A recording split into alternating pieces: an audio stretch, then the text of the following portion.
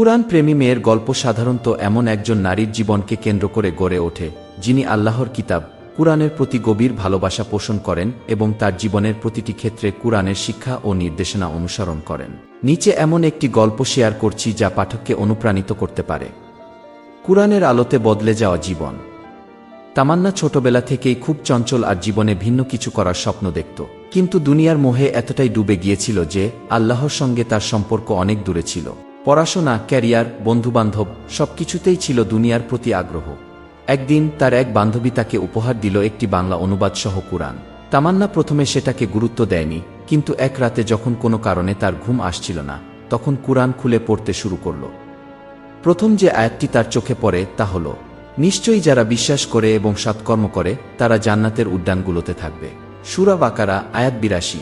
এই আয়াতটি তার হৃদয়ে গভীরভাবে নাড়া দেয়। সে ভাবতে থাকে তার জীবনের উদ্দেশ্য কি, সে কি জান্নাতের পথে রয়েছে।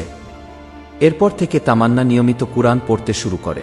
প্রতিটি আয়াত যেন তার জীবনে নতুন করে আশা ও পরিবর্তনের আলো ছড়ায়।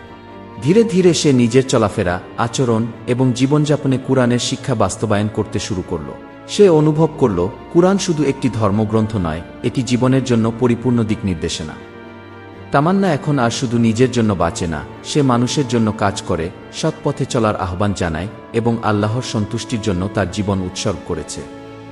এই গল্প আমাদের শেখায় কুরআন জীবনের সত্যিকারের গাইড এবং আল্লাহর সঙ্গে সম্পর্ক তৈরির সবচেয়ে সুন্দর মাধ্যম।